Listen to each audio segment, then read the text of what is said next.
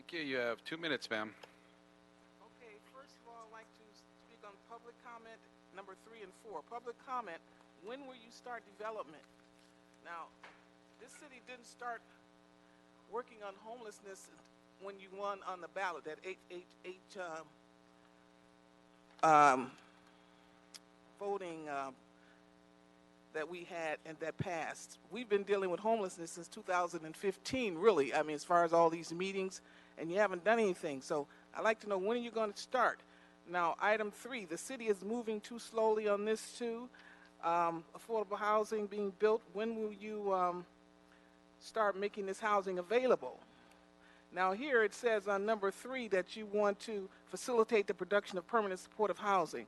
Now, I read the information on this here matter online, and it says goal number 1, you want a city where housing production and preservation results in an adequate supply of ownership and rental housing that is safe for all people, no matter what their income is, their race, their age. Now, I'm concerned with this.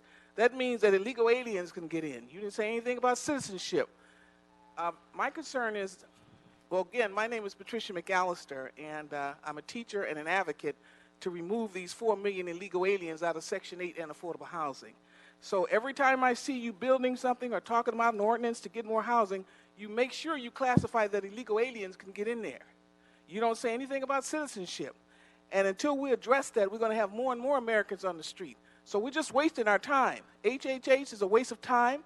And I was in a meeting, and the city says when you get something like this, it takes 3 or 4 years. We don't have 3 to 4 years. We need housing now for these people who are on the street. As a matter of fact, it's been reported that 800 homeless people died on the street last year. We're getting 700 to 800 that are dying on the street. So we have a state of emergency here, and I'm calling in President Trump to come to California. Thank you. Armando Flores.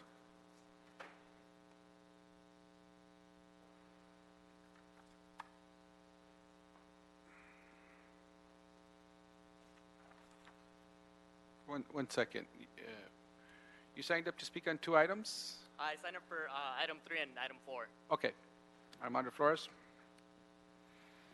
So good afternoon. Thank you. My name is Armando Flores with the Valley Industry and Commerce Association, VICA. In 2016, VICA, along with other business organizations, strongly supported Measure HHH. And as you will hear today, it is time to deliver on the promise of HHH and ensure those dollars are properly utilized. This ordinance will help produce much-needed homes for thousands of individuals across Los Angeles by streamlining the planning process and removing unnecessary barriers. It respects neighborhood character with stringent design standards to ensure projects fit in with the community, and will only allow apartments to be built in areas where apartment buildings are currently allowed. Permanent supportive housing has helped many formerly and chronically homeless individuals. However, there are currently not enough units being built to keep up with the demand. Cost studies in 6 different states and cities found that supportive housing results in direct public system savings due to the reduction of tenants' use of expensive homeless shelters, hospitals, emergency rooms, jails, and prisons. Supportive housing benefits communities by improving the safety of neighborhoods, beautifying city blocks with new and rehabilitated properties, and increasing or stabilizing property values over time. We urge you to support both the Permanent Supportive Housing Ordinance and the Interim Motel Conversion Ordinance. Thank you. Thank you.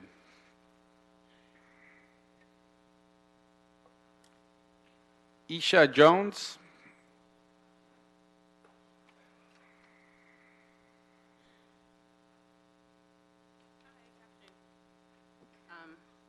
Good afternoon. I'm Aisha Jones. I'm a resident manager at Venice Community Housing, and I also live in Venice. We're here today in strong support of the PSH ordinance and Motel ordinance. As a resident manager in permanent supportive housing for the past 5 years, I see the benefit every day in improving people's health and stability and ending their homelessness. But in my recent work on the development team for our new PSH sites, I see the current process in our city as being far too long and expensive, especially given the overwhelming need and demand for us to build faster and bring homes online. The ordinance can change that. I know many of you may have read about opposition to this ordinance from some Venice residents in the LA Times or in the council files. I urge you to support this ordinance and move it forward today, given that the arguments from Venice are not relevant to the goals of the benefits of the ordinance. It won't apply to the city-owned sites noted because the one controlled by us at VCH needs a general plan amendment, and Tom Safran has committed not to use the ordinance on other sites. Yet there are dozens or even hundreds of sites across the city that can become permanent supportive housing as fast as possible if you vote yes on the ordinance today. We hope you'll do so. Olivia Lee.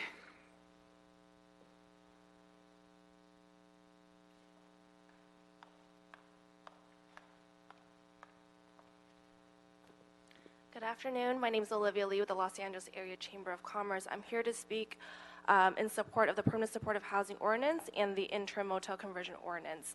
The Chamber strongly supported Measure HHH, and we want to ensure that these dollars are utilized as soon as and as effectively as possible. The Permanent Supportive Housing Ordinance creates a streamlined planning process that removes unnecessary barriers and red tape to create homes for our homeless community by significantly reducing the average time it takes for a PSH developer to begin construction. In addition, there are strict design standards in place to ensure projects respect the character of the neighborhood it's in and is required to follow existing zoning requirements. This ordinance will also save taxpayers up to $1 million on each project by adjusting our planning regulations to meet the special needs of PSH units and requiring fewer parking spots for its residents while also providing parking for staff and visitors. For the interim motel conversion ordinance, this is an example of creative and cost-effective strategies from city planning to combat our homelessness crisis here in Los Angeles. Specifically, this will allow us to utilize existing structures that are structurally similar to residential buildings like motels and have them quickly adapted to provide interim housing while we are building homes. If passed, these projects will be allowed to be used for supportive or transitional housing as long as a contract to provide these types of housing is maintained, and will make it significantly easier for eligible projects to make minor physical alterations to the space. With that, we urge you to support both items 3 and 4 today. Thank you. Thank you. Ruth Schwartz.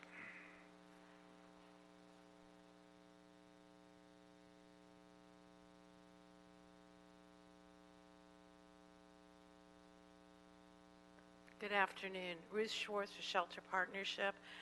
I've waited 33 years for the city to take this action. This is a very exciting day. You know, we started back in 1985 when homelessness was just, beginning to sprout as a big issue. And now, I was just down in Harbor City, and I saw hundreds of people camped out there in the city of LA. Just this morning, this is a huge problem that, we've tried to address, but on our own, without Proposition HHH and Measure H, the resources just haven't been there. And I just want to say, going out there and seeing all the outreach teams from LA Homeless Services Authority to the County Mental Health, Measure H teams, the LASA teams that coordinate entry system teams, they were really engaging people and finally beginning to pull them out of their tents and out of their, quote, comfort zone. This permanent supportive housing, we know it works. We've developed over 10,000 units in the region, and this will allow us to do a lot more and quicker. And the motel hotel ordinance, I praise the city attorney for coming up with it. It's a great idea. We've converted motels in the past. We've seen that for transitional and permanent housing, but now that we have the resources to go with the operating case management, we could start to really see some scaling up. So everything that we can do and will do, I applaud the city council for today and for your forward-looking measures to get the measure Prop HHH on the ballot, and now to help to look at the barriers to being able to successfully implement the program by passing today's measure. Thank you. Thank you. Shane Phillips.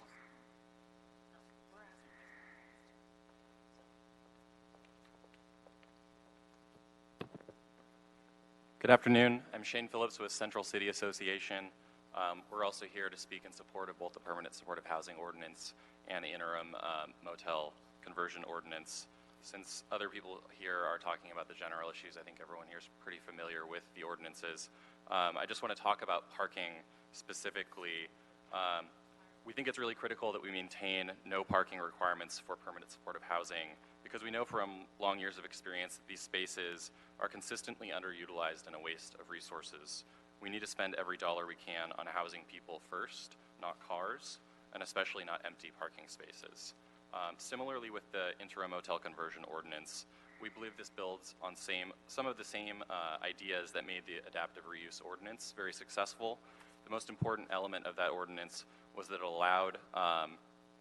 it did not require any new parking. Residential projects were allowed to proceed utilizing existing on-site parking. That's what's proposed here in the IMC ordinance and must be preserved to make that program successful. If approved as presented, without parking requirements that make many projects infeasible, this ordinance has the potential to bring online a significant amount of new housing for homeless individuals. So thank you for your consideration, and thank you to the Office of the City Attorney, as well as the Department of City Planning for their work on these proposals. Thank you. Zarathustra Aquarian.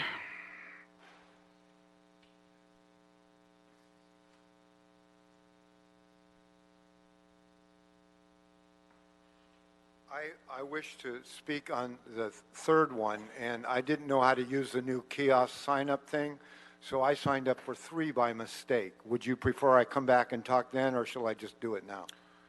And I understand, I don't know how to use that thing either. Number one is if you wish to speak on one item, you sign up for that one item. If you wish to speak on 2 or more items, right now is the time to speak. So you won't have an opportunity to speak on multiple items later on when they come up. I only wish to speak on number 3, please. Okay, we'll sign you up for that. Okay, when that's called I up. already signed for all 3, this one and 2 others, so it was Okay. my mistake. Okay, great, gotcha. Thank you very much. So if the clerk could sign him up for number 3, please. Okay, thank you. Alan Nakagawa. Oh, no, I'm sorry, that was the last multiple item speaker. Okay, no, Alan Nakagawa should still go back to the item. That's okay. Okay, so with that, let's go through our consent item. Okay. Eric Ayers, you signed up for 2 items, or do you wish to speak on one item? Eric? Number 2? Okay, do you want to speak now on the multiple item, or okay, you'll speak now. Okay, Eric? Okay.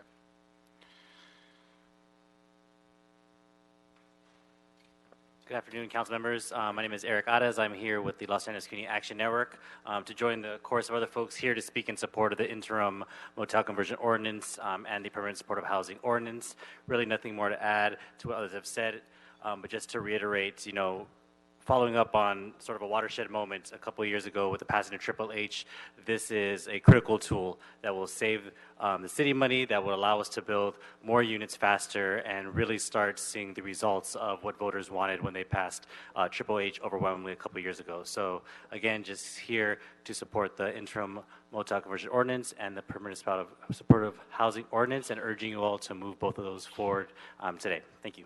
Great, thank you very much. Thank you. Okay, so now we will move to the consent calendar. Item number 5, there are no speaker cards, I believe. So we will move that on consent. Councilman, on this item, you need to request the city attorney to prepare the ordinance. Okay, we will request the city attorney to prepare the ordinance.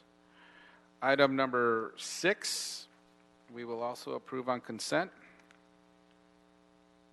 With no objections. Item number 7, we will approve on consent with no objections.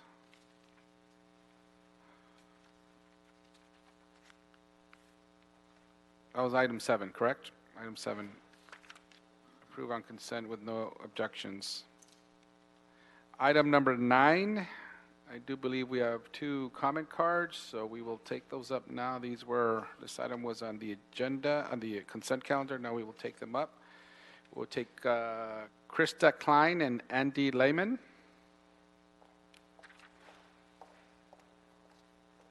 Good afternoon, council members. Krista Klein with CD 11.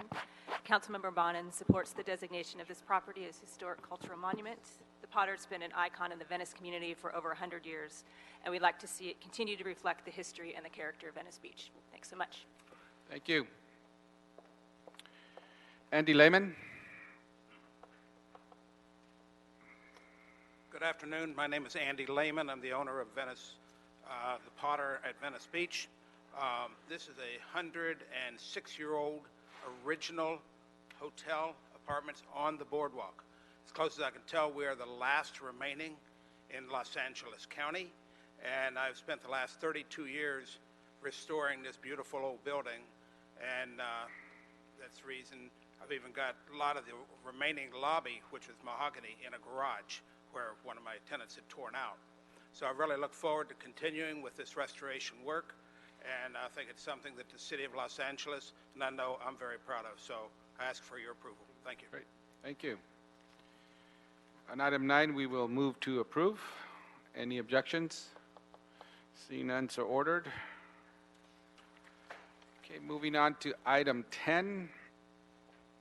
We will deny the appeal as the appeal has been withdrawn and approve that item.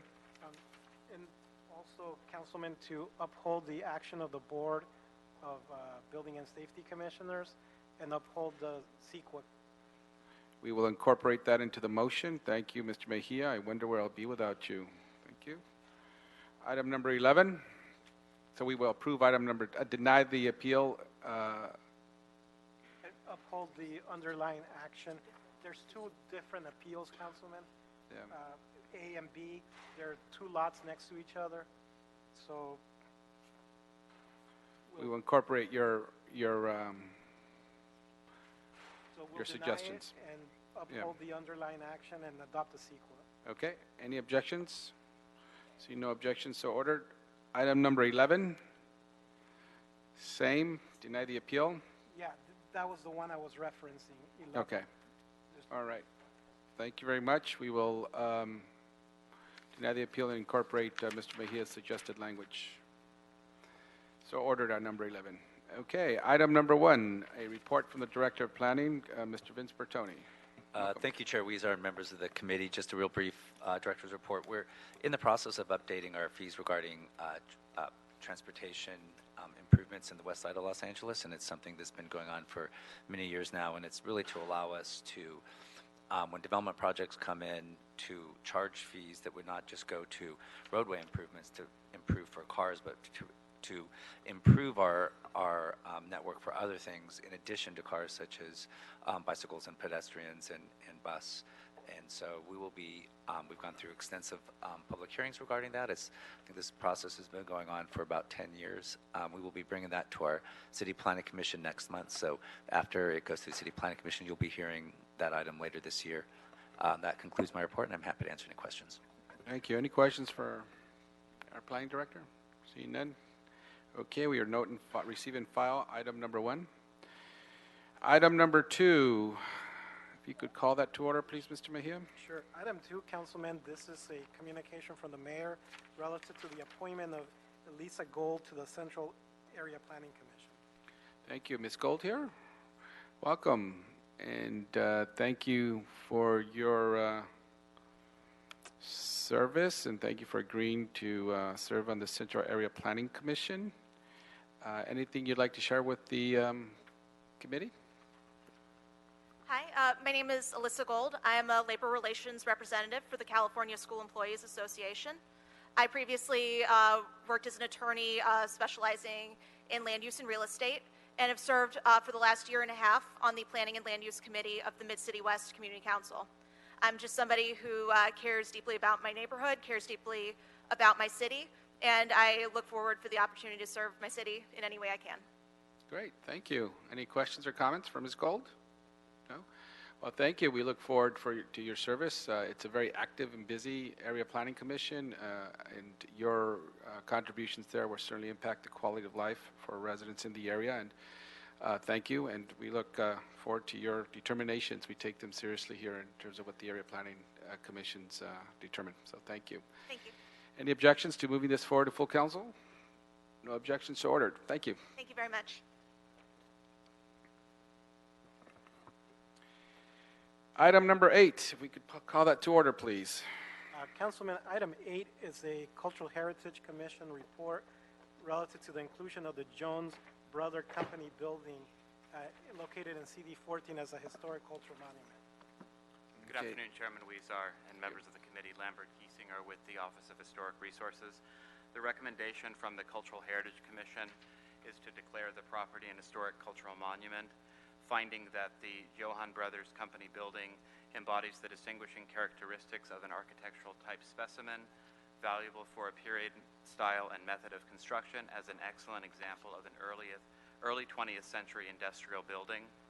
And the second finding, the Commission slightly modified from the original staff recommendation to find that the building reflects the broad cultural, economic, and social history of the community for its association with the early development of food processing industry and the development of the Arts District and artisan residents, including Japanese American and other ethnic groups, movement in Los Angeles.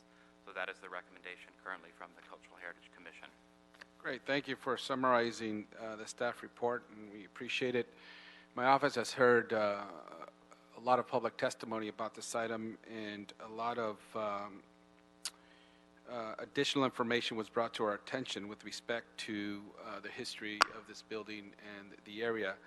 I'd like to, before we hear public comment, recommend to add the following language, that the Johannes Brothers Company building, quote, reflects the broad cultural, economic, or social history of the nation, state, or community, end quote, for its association with the early development of the food processing industry, and for its association with the artist in residence movement of the 1980s, which emerged and flourished because of the pioneering contributions of Japanese American, Chicano, and other artists, such as Matsumi Kanemitsu and Richard Duardo, in what is now the Arts District. So we could add that language, please.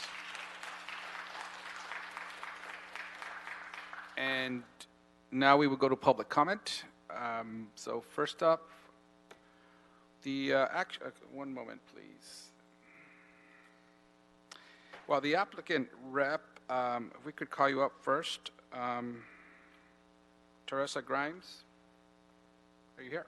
Welcome. Good afternoon. You, all speakers have 1 minute. Whenever there is a property question, an applicant or an appellant, we give 5 minutes. So you have 5 minutes. Thank you. I know you have a very busy agenda, so I'll be brief. My name is Teresa Grimes. I'm with GPA Consulting. We prepared the monument application on behalf of the owners. As you mentioned, as a result of public testimony, the commission decided to change the motion. We're very satisfied with the language that you just stated.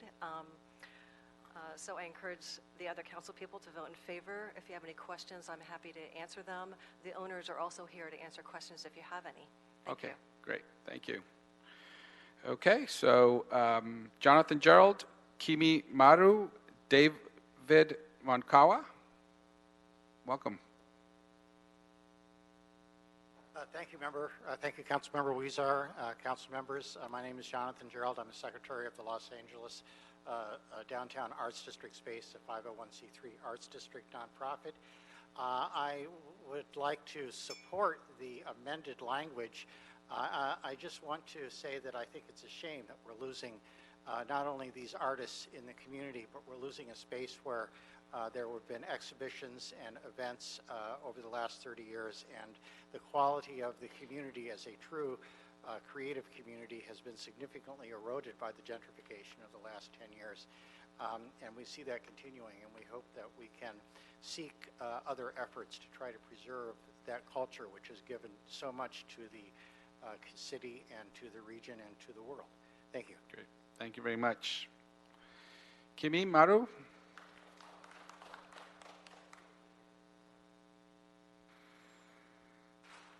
I'm going to yield my time to David Monkawa.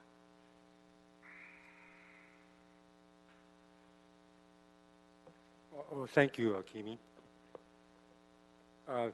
Thank you for letting us speak today. My name is David Monkawa, and I'm with Progressive Asian Network for Action. We're an independent organization as part of the coalition to support the 800 attraction residents. And I just want to say that I came here opposing the original Cultural Heritage Commission language, but seeing as though Councilman Huizar and also the owners are kind of in agreement to it, I have to change my position and support that language. However, I did want to see Little Tokyo mentioned in there because, in fact, the Arts District is part of Little Tokyo, and in the city planning report itself of 2013, it says that Little Tokyo went all the way from Los Angeles Street to the LA River and from Temple to Olympic. So I would like to see Little Tokyo in there some way, but I think that your amendment is really good, and me being a one-time student of Matsumi Kanemitsu when I was going to Chouinard Art Institute, it means something to me personally, and as an artist, it means something to me too, because I've spent a lot of time in Little Tokyo, and as you know, Mr. Huizar, this is pretty cool. I didn't know that you used to deliver rafushimpo's when you were little. I heard about that, Is that true? That's true. No lie. That's pretty cool, My brothers, I have two brothers that worked at Rafushimpo at the plant, the presses for many, many years as well. You don't say. Yeah. Well, you would know then that, how this much, this kind of means a lot to the community. So your amendment, I think, goes a long ways. But I do feel, again, strongly that Little Tokyo at least should be mentioned in there to some way, shape, or form. Okay. Thank you very much. Great. Thank you very much, sir. June Hibino, Andrea, and Peter.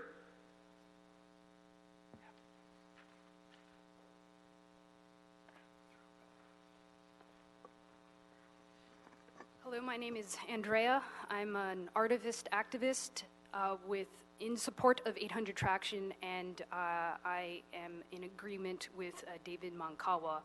But I'd also like to see Little Tokyo in that amended language because the historical boundaries of that community, which is vital to the history of LA,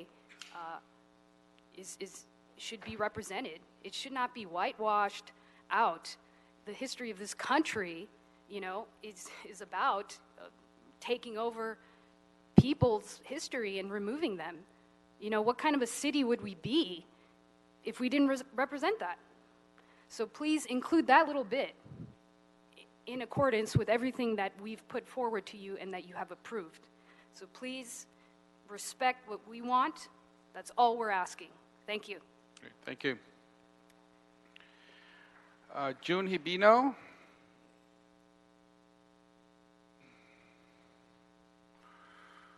And just as I see the Sergeant at Arms speaking to the audience about, I assume they're speaking about signs. We usually don't allow signs to be brought up where people are sitting in the pews because it blocks other people from seeing the deliberations. However, I will allow anybody who wishes to hold up their sign to stand in the middle here so as to not block anyone, a little bit toward the back. If you want to hold up your sign, if that's your way of showing your pleasure or displeasure with what's going on. So if you could go in the middle of the aisles, a little bit to the back so as not to block people's view of the deliberations, if you want to hold up your signs. Thank you. And you are, again? My name is June Hibino. I'm an active member of the Japanese American community. I think it's been mentioned before, but the Arts District has historically been part of the the physical Japanese American community. And Japanese American artists and residents have helped build and sustain the Arts District for many decades. So the CHC wording, we feel whitewashes this history, mentions nothing about the contributions of Japanese American artists. So that is why I oppose the original CHC wording and support the wording as amended by the 800 Traction Committee. Great. Thank you. Peter. After Peter is Kerry Morita, Miya Iwataki. Good afternoon, Councilman. My name is Peter Garnica. I'm an artist activist also in support of the 800 Traction group. We have been working for quite a while on this, and we recognize the important history of 800 Traction and the effect it has had on the art district and on LA and artists in general around that area. I'm about history more than anything, and history is usually controlled by the dominant structures of society, and certainly it's been true in this city. But it is not those dominant structures that have created what this city is. This city is composed, and its character has been created by the multiplicity of diversity in here. If you eliminate that, which is kind of what's happening in LA, is happening in LA, we lose it. We lose what we have in LA. You're part of that history. So we hope you understand why we would like the inclusion of Little Tokyo into that original language that you helped create. And we thank you very much for helping to get where we are today. Great. Thank you, Councilman. Thank you very much. Carrie Morita. After Carrie is Miya Iwataki.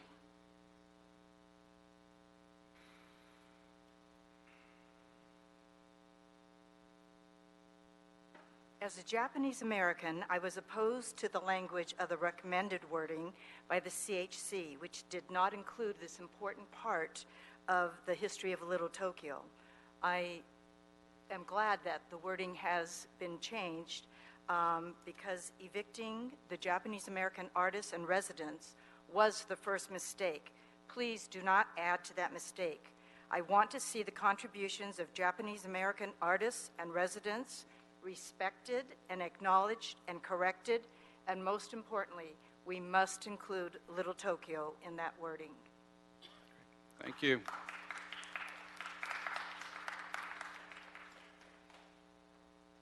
After Miya Iwataki, Hana Yen. Hana and then Yen. Yes, welcome. Hi, I'm Miya Iwataki. Speak into the Miya microphone. Iwataki, as a matter of identification only, I'm the vice president of the Little Tokyo Historical Society. And I was glad to see, Councilman, your amendments to the wording on the recommendation. However, as other speakers have talked about, I really want to emphasize that I want to see the rich history, the vital contributions of Japanese American artists and residents to the development of the the Los Angeles Arts District. Thank you. And I would hope that we more clearly portray the important role of Little Tokyo, not only in this matter, but in future matters, and that I firmly stand behind the artists and residents in 800 Traction, and I will continue to support them. Great. Thank you. Hana.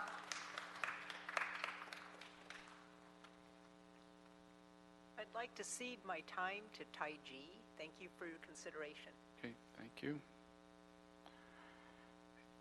Yen. And after Yen is Nancy Uyemura.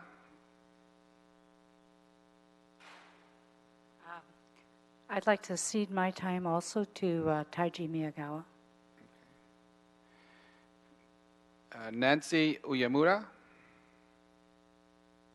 Hi, my name is Nancy Uyemura. I'm a resident at 800 Traction, and I just really wanted to personally thank Councilman Huizar for all of the time that he and his staff have put in to create an opening for us to have dialogue with the new developers and the new owners of the building. We appreciate that so much, and we've seen that you really do care about us, and you have really worked hard to help us. So next, we need affordable artist housing, so that would be really good. So anyway, but thank you so much for caring and taking the time and to consider the amendment and changing the wordage in this, because that's very important to us. Thank you. Great. Thank you very much. Jamie Itagaki.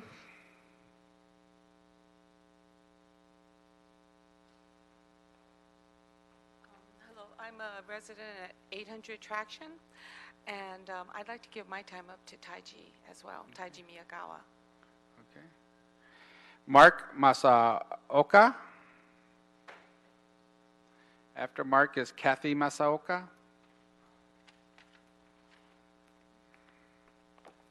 Thank you.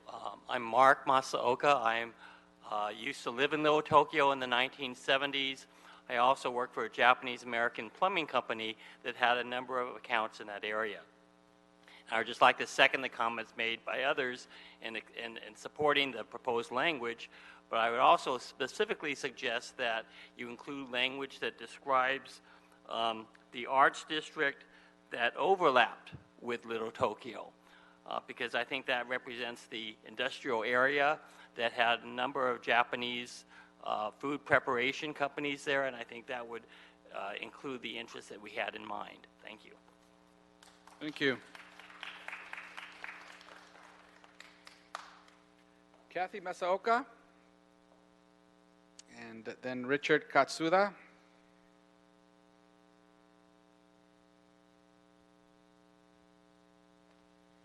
Okay, Kathy Masaoka, and I'm with an organization called Nikkei for Civil Rights and Redress. And I was going to say I was against the this proposal because it was so insulting. But I am glad that Councilman Huizar has put in the wording he has. But I do want to note that we have to fight so hard as Little Tokyo to be recognized and acknowledged. And many of us are part of community organizations that are fighting to preserve our community. And as you know, historically, people were removed from Little Tokyo, rebuilt. Parker Center took part of Little Tokyo. And I think as a community, we've learned a lot over the years to stand up and fight back. And as a community, we stood up and fought for redress and won in 1988. And I think that has given us the courage and confidence to say, you know what, we're not going to continue to put up with Little Tokyo being belittled, or our history being forgotten, or our property being taken. So we will continue to fight for Little Tokyo. Thank you very much. Thank you.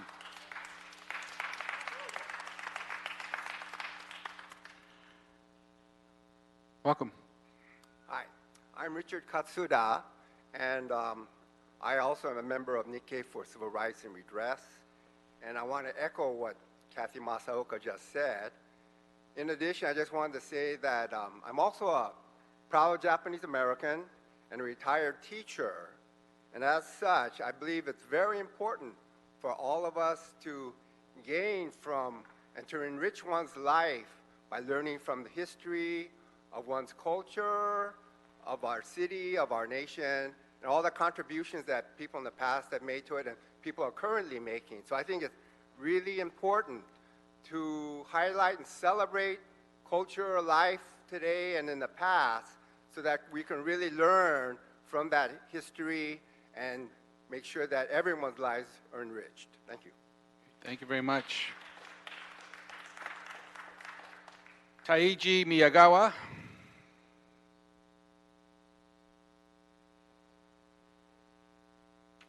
I think I have a little extra time. Some people ceded some time to me. We usually don't do that, but I will allow three minutes. I won't take the whole time. Yeah. First of all, Councilperson, I want to thank you for your time, and I also want to thank the staff of your office for the open dialogue with the community. This has been a pretty important issue for us. Our community artists have been in this building for over 3 decades. They have produced community artwork that is still on display in Little Tokyo, contributing to the local downtown artistic and cultural milieu. They have complemented the contribution of Japanese Americans to the city culturally and locally here in Little Tokyo. And I think from the beginning, we felt that aside from the fact that we didn't like that our longtime senior artists were being kicked out into the streets, potentially without compensation initially, but we're losing the history from the public record. All across Los Angeles, people are being evicted from communities. Traditionally, people of color communities are being evicted and moved out, forcibly moved out from the inner core. I think to the extent that the city can do something about this by getting behind extending rent control, inventory, for example, for low-income people would be good. To the extent that the city can protect the citizens in terms of what they have done to contribute to our local communities is important. And that includes the artists and the art and culture that they bring to the table. And I think the biggest thing that we're here for today, and we appreciate the amended language, is that the history of the Japanese Americans and the artists be respected and honored, and for the public record, this may serve as a foundation for further education about the actual history of the city and that area where 800 Traction is located, which historically, as David Monkawa mentioned, is part of historic Little Tokyo.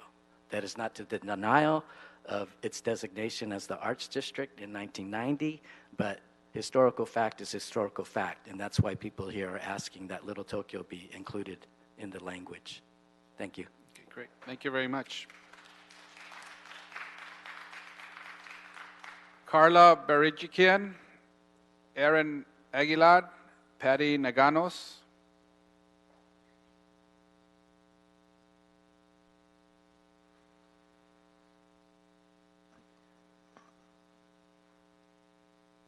Hi, my name is Erin Aguilar, and I'm an art history student at California State University, Long Beach, and I am in support of preserving the history of this building because it's a reflection of our culture and it's a reflection of the all-inclusiveness of Los Angeles.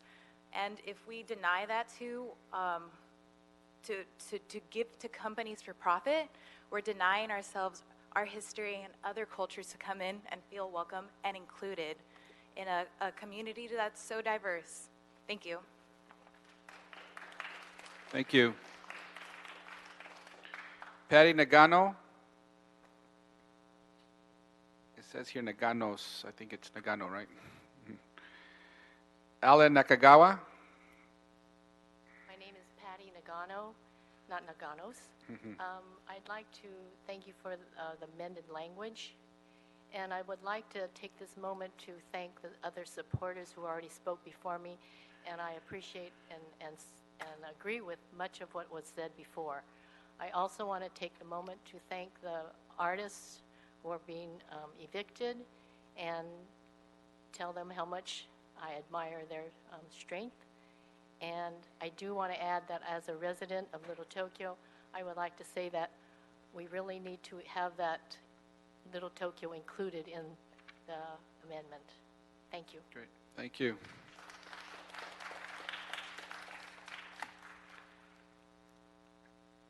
Good Alan afternoon. Nakagawa. My name is Alan Nakagawa. I'm an artist born and raised in Los Angeles.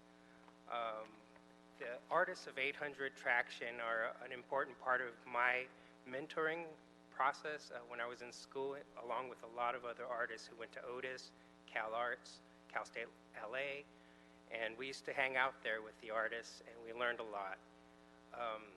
Since then, that area's become the Arts District, and I'm wondering, if we evict the artists who created the Arts District out of the Arts District, what are we left with? And why is the system so easily able to do that? Now I'm a working artist. I just finished 14 months as the artist in residence for LADOT. And people from all over the world come to Los Angeles to see the Arts District.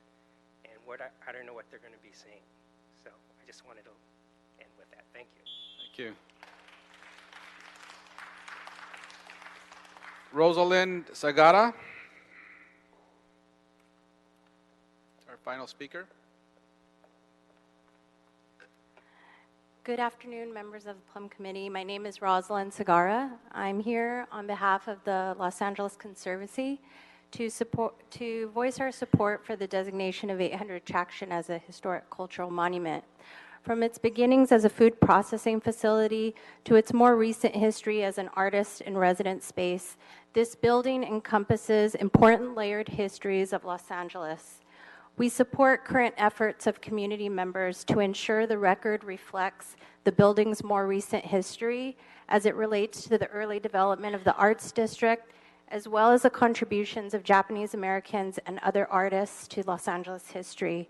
We ask that Plum adopt the amended findings language as proposed by Councilmember Huizar, and to consider additional language proposed by community members present today, and that the Plum Committee recommend that the City Council approve the designation of 800 Traction. Thank you. Thank you very much. Now I see somebody running around in the back. Did you sign up to speak? Okay, that was the last speaker, but you could come up and speak and just state your name for the record. I figured you were running around asking what was going on since you weren't listed. Hi, thank you so much. Hello, my name is Michael Parker, and I've been an artist tenant in the Arts District for 16 years, and I am a member of the LA Tenants Union. In response to the erasure of longtime artist tenants in the Arts District, I started ALMLA, the Artist Loft Museum Los Angeles, as a means to visualize displacement. Of particular note are the senior citizen Japanese American artists at 800 Traction, who are vital human cultural makers that define the Arts District in Little Tokyo. Their loss from our neighborhood will whitewash the history of arts and culture. I would like to see Little Tokyo in the language. Evictions and the limitations of RSO have led to the erasure of artist tenants from the neighborhood that bears our name. I urge you to strongly support the Japanese American individuals that define the history of our neighborhood. At the very least, Plum must value the living history of the people that made this place over the profits of the multinational corporate interests. Thank you so much for your time. Thank you. And for your support. Any questions or comments? Well, first let me thank everyone who came out today to urge us to do the right thing and add some language that acknowledge the history at this building and the history that Japanese Americans, Latinos, and artists have contributed to not only this area of the city, but to all the city of Los Angeles. You know, I consider myself a preservationist, but I also like to think and say that it's not only about bricks and mortar and the architecture, but it's also about the events and people that have made history what it is. And so I think this is a location where that applies, and we've hopefully strengthened that by adding the language that I proposed. At the same time, it was brought up to my attention right before this meeting about some people's concerns that Little Tokyo should also be added in the language. Since it was just brought up to me before this meeting, I was also told that we could add this language later on in this process. Even if we adopt it, we could amend this. So what I will do is I will ask our planning department to further study the possibility of adding some language with respect to the community of Little Tokyo, and we could come back at some future and amend that as well after I've given that some further review. And make no mistake, the history of Little Tokyo must be acknowledged. Some people reference the fact of how when we expanded the Civic Center here in Los Angeles, we actually eminent domained some property of Little Tokyo, what was then known as Little Tokyo. It was just across the street. And when we built those civic structures, we actually put our back against Little Tokyo instead of inviting Little Tokyo and acknowledging Little Tokyo's past. And Rafu Shimpo's used to be there at this, I was told Rafu Shimpo actually had some presses there way back in the past. And to do injustice to injustice, even after we built those buildings and many people came back from the concentration camps, they no longer had a place to stay. And after we had taken their property. So a lot of history needs to be told, it needs to be identified, and I think we will give the Little Tokyo acknowledgement some serious consideration, but we need to further review that, I think. Last but not least, one of the proposals that I put forward, given what has happened at 800 Traction, is the fact that as is happening throughout the city, many people are getting displaced. And what's unique about this location is that we need to acknowledge as well the contributions of artists, and oftentimes artists do not have many options or where to go once they are dislocated. So we're looking into the possibility of providing or facilitating access to affordable housing for artists and making them a class that could be considered when we provide publicly used funds for affordable housing, and that's being examined as well right now. So thank you so much for being here. I think what we are doing here today is not only acknowledging history, preserving history, but we're also correcting history, because it is true, as we've heard from someone who said earlier, the narrative has to be recorded, but it's also important who tells that story, and we need to sometimes correct the stories that have been told. Last but not least, not only do I have a strong affiliation with Little Tokyo and the Rafu Shimpo, but my mother actually worked at a food processing plant not too far away from here. And the history that has happened here and the industry that has happened here is being noted as well in nominating this as a monument for historical status. So thank you very much. And my staff, as it has been doing in the past, in speaking both to the tenants and the owner, they've been extensively working with both to come up with this outcome, but we will be in touch with you as well as we work to, as we study it further, get some acknowledgement for the Little Tokyo community and put some language in there as well. So thank you very much. And colleagues, I move that we approve with the additional language as amended by myself earlier. Any objection to that motion? Seeing none, so ordered. Thank you very much. Thank you.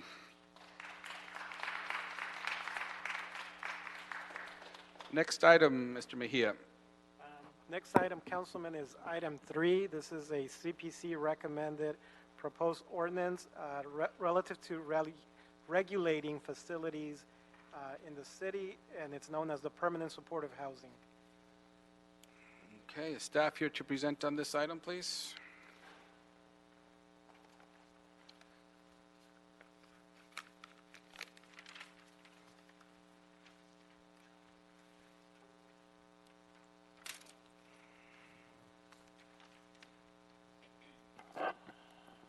Good afternoon.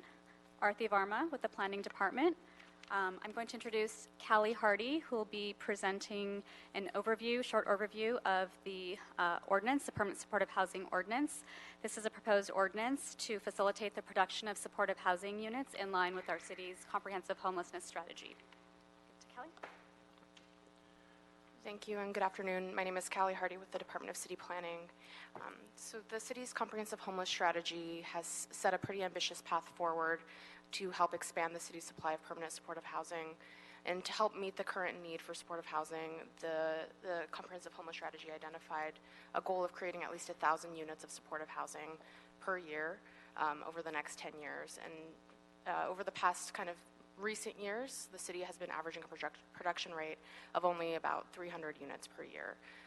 So the proposed ordinance before you today is intended to help us reach that goal by recognizing the unique characteristics of permanent supportive housing, streamlining the planning entitlement process, standardizing requirements for new projects, and ensuring quality design and resident amenities. During the public comment period, the department held 5 informational open house events for this ordinance, along with the proposed interim motel conversion ordinance, which is item 4 on the agenda today.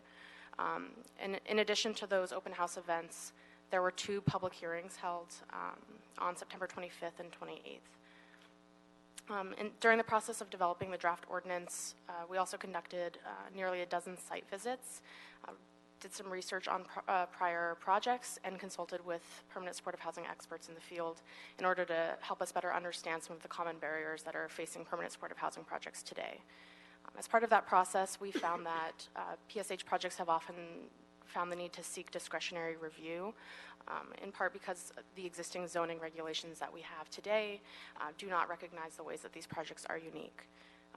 For example, many permanent supportive housing projects house single individuals, and so would have a higher percentage of smaller, more studio units compared to your typical multifamily building. The average household size of a PSH unit is approximately 1/3 of that. That would be serving a family unit. And so these projects are likely to reach their density limit before they maximize the building envelope, thereby failing to maximize the number of supportive housing units that could be developed on a site. Other projects, hoping to avoid some additional discretionary review, oftentimes downsize the projects to stay below the 50-unit threshold where the city's site plan review requirements come into play. Additionally, while PSH projects can request parking reductions today, we found that a large amount of the parking spaces that are being provided are going underutilized or completely unutilized, largely because many of the residents in permanent supportive housing do not own private vehicles. The last kind of thing that's unique about these projects is that supportive services are such an integral component. So we tend to see a higher amount of common areas being provided on site for supportive services and case management space.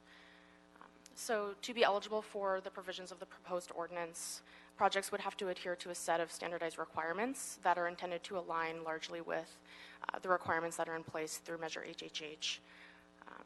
So for instance, 100% of the units in the project must be required to be restricted as affordable for 55 years.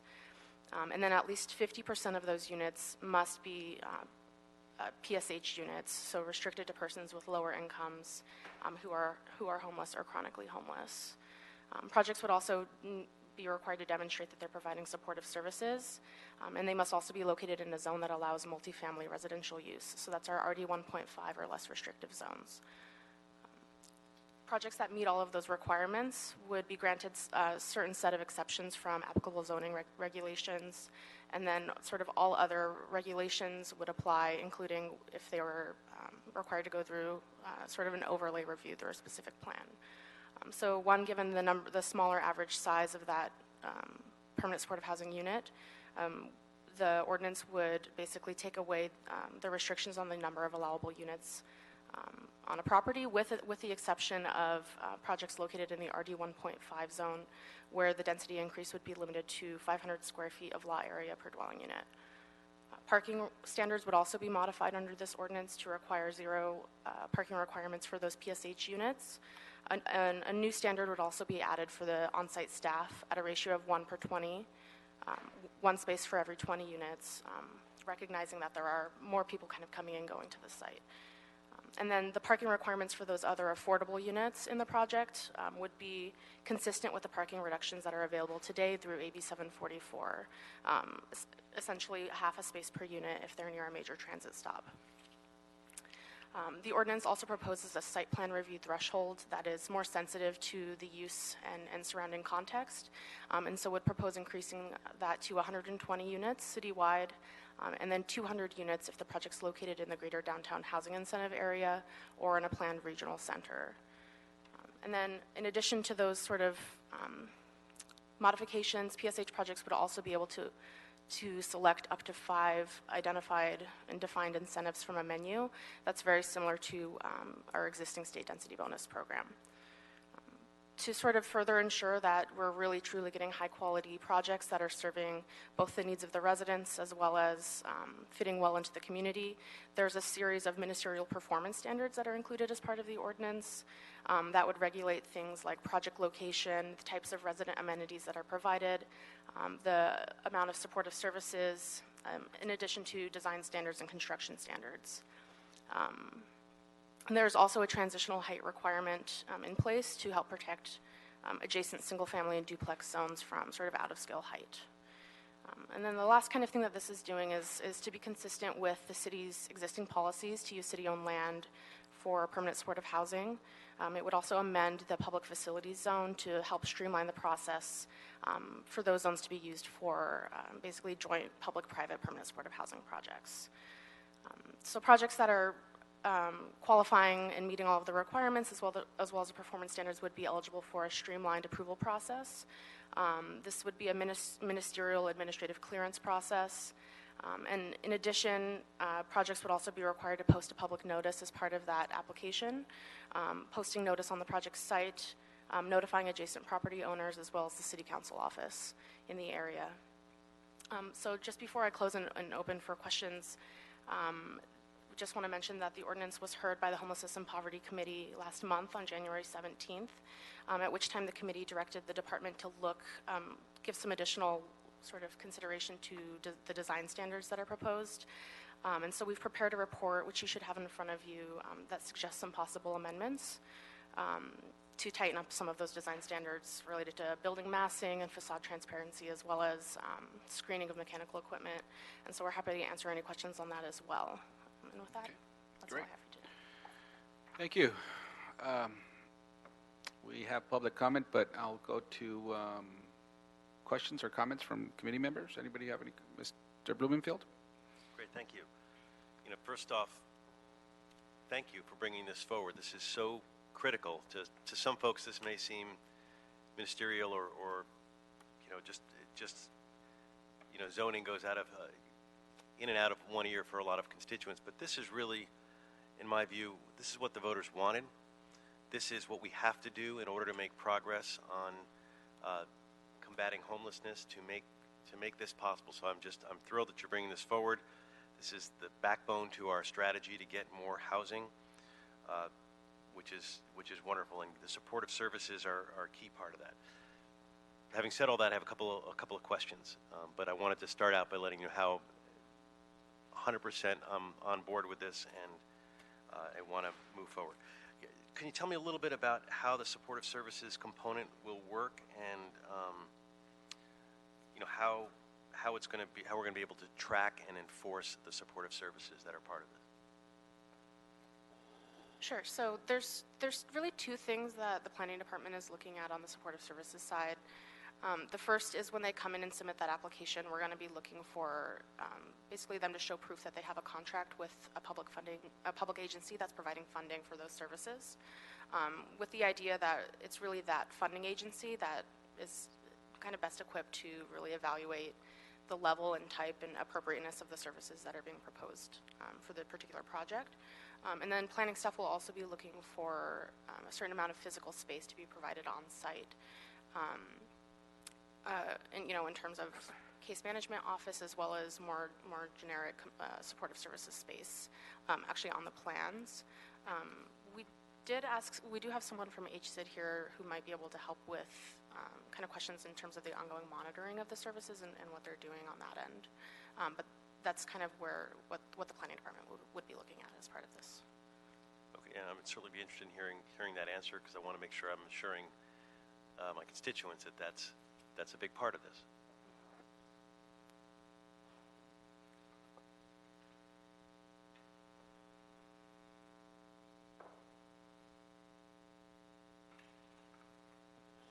Hi, I'm Tim Elliott. I'm the development manager for the housing department. In what we call permanent supportive housing, they're usually, as was said, under contract with other government agencies, the health department or the housing authority, and if they're clients of the health services system, they're eligible for intensive case management and operating subsidies, and people's well-being is tracked through the housing information management system, I think it's called, through LASA. So there's a whole safety net of services that are provided in these kinds of supportive housing facilities that are designed to keep people in their housing and deal with issues that might otherwise be barriers to staying in their housing. And it's like the opposite that you would normally do in regular market rate property management. It's designed to keep people housed. And the system has been in place for a while, but now we have this MOU with the county, and there's the Measure H money, which will allow them to have service providers pretty much on site at the larger facilities. There's no fear that service providers are there for a couple of years and then disappear. This is a long-term commitment. Right. Well, we're signing. If they're receiving money from us, it's a 55-year commitment, and the housing authority is providing 15 to 20-year housing assistance contracts. So, and these things are usually financed by low-income housing tax credits. So there's outside third-party investors that are heavily interested in seeing that the projects are operated in a good manner so that they don't fall into disrepair. And our systematic code enforcement people will inspect them on a regular basis. So we're pretty confident that that won't happen. Great, thank you on that. Two other questions, not necessarily for you, but for the group on. One, is there a way to address the issues with Survey LA or the potential historical issues now rather than after the application so that we get that little preempting of that issue? Yeah, so you're referring to the performance standard around the historic resources. So that's really included as a mitigation measure in part in response to the environmental document that was prepared for the ordinance. Just anticipating that, there is, for properties that have been identified as, eligible historic, there is a need for an opportunity for additional review on those. Sorry, Matt Glesney, City Planning. I would just add that this survey, LA as envisioned, as exists, is a document of potential or eligible historic resource. It's not necessarily a list of all, these are deemed historic, it's certain criteria, and these are not. And so once a property shows up on a list, it's not a local monument, it's not in a historic district, it's just on the Survey LA list. It requires more in-depth analysis. And so that is done on a case-by-case basis. Today, a developer comes in, they know that they may be dealing with a potential resource, but we need to do more research in depth than could have been done in that comprehensive citywide survey to actually dig into the details of the property and the site and see if we're actually dealing with a historic resource or not. So that's what the ordinance envisions, is a timeout. Let's evaluate, get in deep on this property. I think it'd be difficult to do that ahead of time. That would be very nice. And this is Arthi Varma with the Planning Department, just to add to Matt and Kelly as well. The intent of including this in the ordinance itself is, since there would not be a discretionary process that would normally allow us to do that type of analysis through the discretionary process, it's front-loading that into the ordinance itself. So the idea is that that'll help make it go faster by front-loading it. Correct. It's intended to support the creation of the permanent supportive housing without putting those potential historic properties at risk. Okay. And then separately, why was the RD 1.5 zone included as a zone? A zone that could be done by right. It's a small part of the overall piece, and typically they're larger condos and that kind of thing. Sure. Matt Glesney, Planning. I think generally, there's state law that says supportive housing should be treated just like any other multifamily housing. So we sort of started with the premise that supportive housing can go anywhere multifamily housing is allowed. However, we do have these RD zones, or restricted density zones, that we created that obviously have special characteristics, namely lower density. And so we try to be careful about actually not allowing the use of this ordinance, because it does have certain incentives in it. In all of our restricted density zones, particularly those at the lowest low category. However, RD 1.5 is sort of at the top of that category. It is more of a low-medium density residential zone. Often these areas were zoned higher in the past and were downzoned. So often you go to these neighborhoods, they're a mix of housing types where we felt like this sort of housing could fit into that zone. We did, however, pay particular attention to the density in those areas, knowing that they're meant to be restricted density, and we did lower the allowable number of units and the density calculations on those zones. Right, so there's slightly different requirements. That's right. And what are the different requirements? They said the density and... Right, whereas in most of our multifamily zones, the higher medium density zones, we calculate the number of units basically based on the envelope rather than a calculation. In the RD 1.5 zones, we go back to our standard calculation, adjusted to, I believe, 1 unit per 500 square feet of lot area. So you take your lot area, how big is it, divided by 500. That's how many PSH units would be allowed on that site. I guess the piece I worry about is the design standards there. Wanting to know what other design standards or requirements are required. Maybe that I know you considered some of them that didn't make it into the ordinance. Arthi Varma, Planning Department. I will, just to go back to your previous question also, I think when we were doing our analysis about the potential zones that would be suitable for permanent supportive housing, the RD 1.5 did come up as an opportunity to get some of the lower scale housing, acquire land at prices that could really facilitate some of these projects from happening. I think we do have some additional design standards related to transitional height. And Kelly, maybe you can describe that a little bit more, but essentially projects that are adjacent to, I believe it's R2, lower density housing, would be required to step back away from those properties so that they're not sort of bearing down upon the lower density parcels adjacent. Which is kind of what I'm looking at, trying to find stricter design standards related to transitional height, setbacks for permanent supportive housing that are allowed in the RD 1.5 zones. And I guess, I'd like to see that. I don't want to slow this down at all. So either to direct that you figure that out, or as an amendment, or even if it needs to be a report back on that. But at the end of the day, I want to make sure that we're having stricter design standards for those kinds of things in the RD 1.5. Arthi Varma, I think we can incorporate some of those adjustments to our design standards to tighten up the adjacency to RD 1.5 as we move forward. Okay, so I mean, as part of our direction, I'd like that to be one of the formal directions that we have to them to do, if that's suits the chair and the committee. Okay. Thank you. Thank you very much. Mr. Harris Dawson? Thank you so much, Mr. Chair, and I want to join in my colleague Mr. Blumenfield's comments about how important this is. You know, all of us, you know, as co-author with our chairperson of Measure HHH, we feel a great deal of anxiety to actually produce housing and produce it at a rate that approximates us getting to our goal in a reasonable amount of time. One of the many sets of concerns around permanent supportive housing that happens all over the city, but particularly in neighborhoods where the government doesn't have a good track record of moving people with needs, where people are moved into a location based on their needs, and then later the needs are not provided for, and it ends up lowering the quality of life for everybody because the neighbors are left to deal with the consequences of that.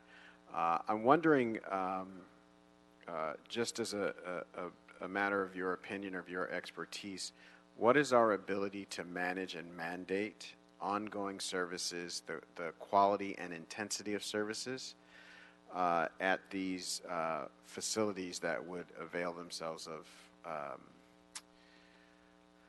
of the privileges in this motion?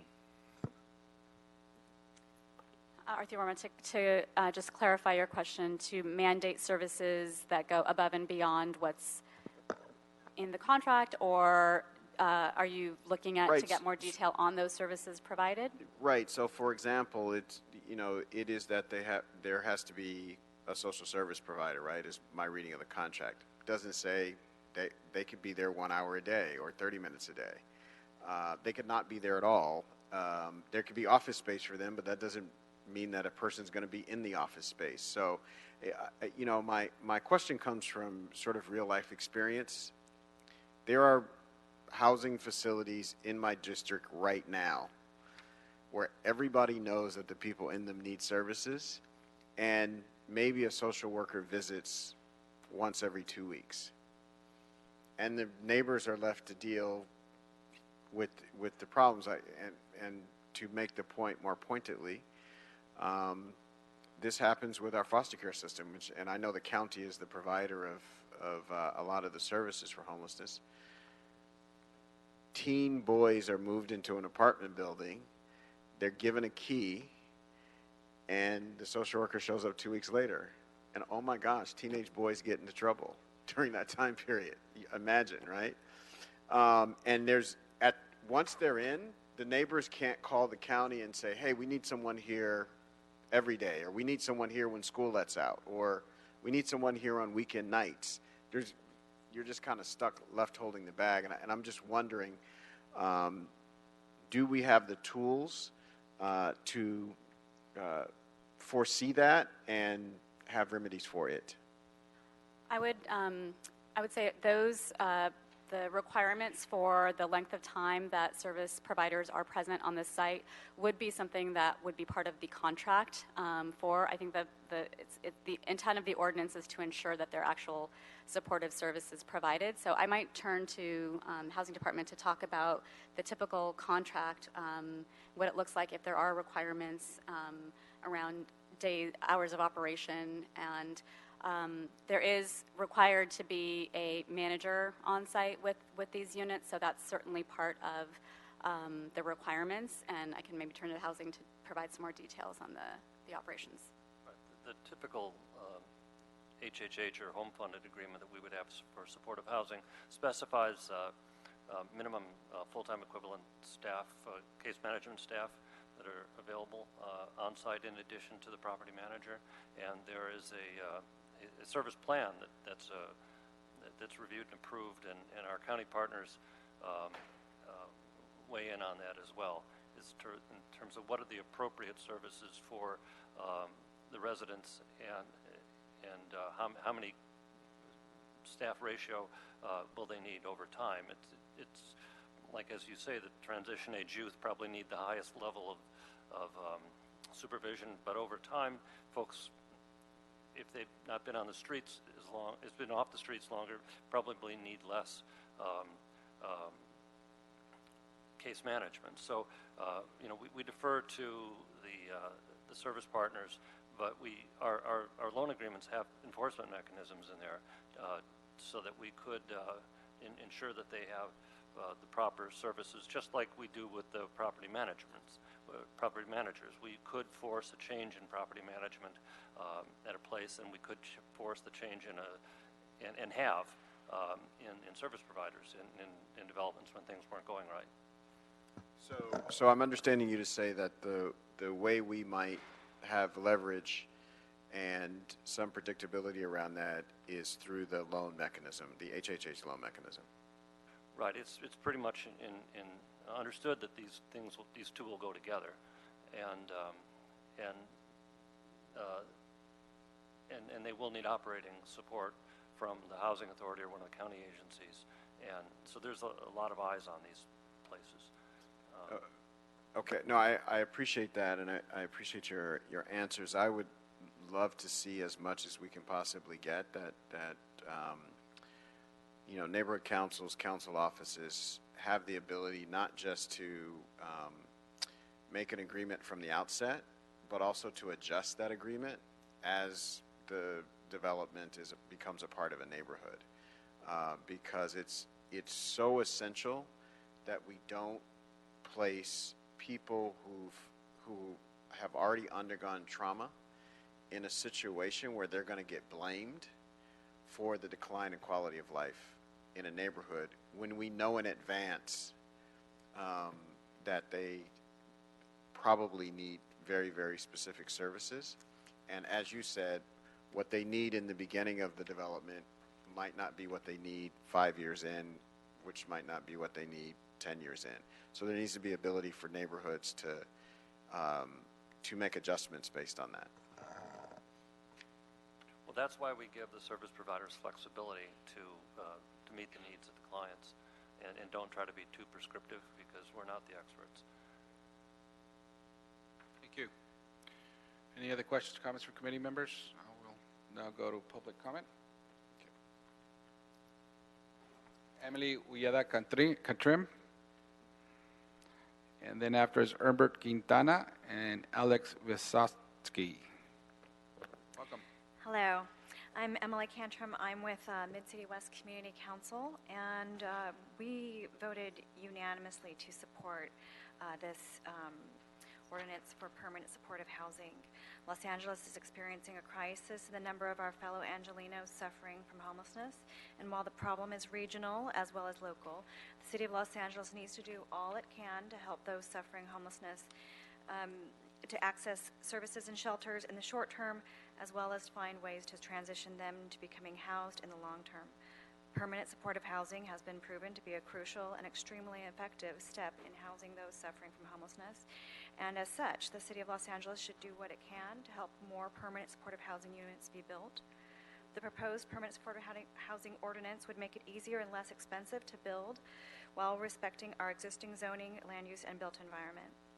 This is crucially important as it is harder to finance and build permanent supportive housing as opposed to market rate housing. Thank you very much. Thank you. Good afternoon. Humberto Quintana, Planning Director with Council District 7. On behalf of Councilwoman Monica Rodriguez, I would like to request that the committee adopt the potential amendments regarding to design standards for the proposed permanent supportive housing ordinance, identified in the Department City Planning Report dated February 9th, 2018. We appreciate the dialogue with the Department of City Planning and incorporating the proposed amendments that Councilwoman Monica Rodriguez identified in the Homelessness and Poverty Committee last month. These modifications, although technical in nature, direct thoughtful consideration to often overlooked design standards. I want to thank you for your time and consideration. Thank you. Alex, Jamie Hall, Tommy Newman, Stephanie Klasky-Garner. Good afternoon, council members. Alex Vysotsky. I'm with Los Angeles Homeless Services Authority. On behalf of the LASA Commission, the LASA staff, and our providers, we want to speak in strong support of this ordinance, and we also want to thank the Planning Department for their really thoughtful work on putting together a great policy. According to the 2017 homeless count, we know there were over 34,000 people experiencing homelessness in the city of Los Angeles. About a third of those were chronically homeless. Voters resoundingly instructed us to build 10,000 units of permanent supportive housing over the next decade. This ordinance is going to help us get there with higher site plan review, lower parking requirements, and putting some of those incentives on menu. That's going to help us get those units on the market cheaper, start getting people into the units. Our providers have thousands of people that are ready to be housed, but we need the units to house them. This ordinance is going to help us get there. Thanks so much. Great. Thank you. Good afternoon, Jamie Hall with Channel Law Group. I'm a land use and environmental attorney. I represent the Oxford Triangle Association and Venice Vision. I want to express our main concern, which is that this is an extreme solution to so-called cutting the red tape. We're eliminating, for example, public hearings, the appeal process, and also environmental review. And that's not what the City of Los Angeles should be about. We can achieve our goal of providing supportive services and housing for the homeless without completely removing the public participation process. And what I hear from the members of the committee here is that we're trying to bootstrap a lot of the tools that we use to customize projects into contracts with housing and other tools. But that's deficient, and the regulatory compliance measures we have are not adequate. And let me just talk about parking for a second. Why wouldn't, on year 2 or 3, a resident of this housing project be like any other Angelino who might need parking? Thank you. Tommy Newman, United Way. Thank you so much, council members, for your speed. Thank you to the planning department for their dedication to getting this right and threading a tricky needle.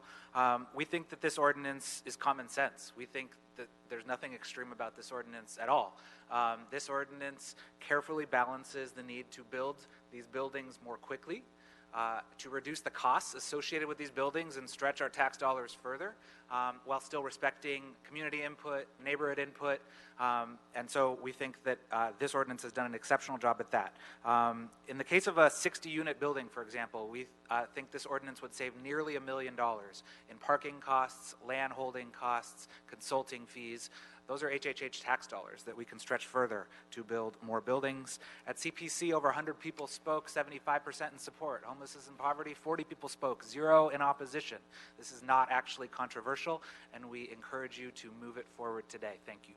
Thank you. Stephanie, Virginia Wexman, or it should be Waxman, it says Wexman here. Zed Aquarian. Welcome. Hi. Thank you, council members. I'm Stephanie Klasky Gamer with LA Family Housing. LA Family Housing is a large homeless services provider as well as an affordable housing and supportive housing developer with properties throughout the city, many in your districts. For over 35 years, our mission has been to invest in people and to invest in neighborhoods. And we do that from the beginning of our design process, our community engagement process, and through our operations. We are part of the community, and all of our tenants are part of the community. So when we design a building, whether it's 49 units or whether we go up to 75 units, we want to ensure that our residents are supported in the neighborhood, are active and engaged in the neighborhood, and that our buildings fit within the fabric of the neighborhood. We're able to do that, as all of our colleagues are in the supportive housing community, by building quality permanent supportive housing. The time is now to do it. Thank you for your support today. Thank you. Welcome. My name is Virginia Waxman. I'm speaking on behalf of the League of Women Voters. The League strongly supports this ordinance, which will facilitate the construction of permanent supportive housing for those living on the streets. Our position is encapsulated in the word share.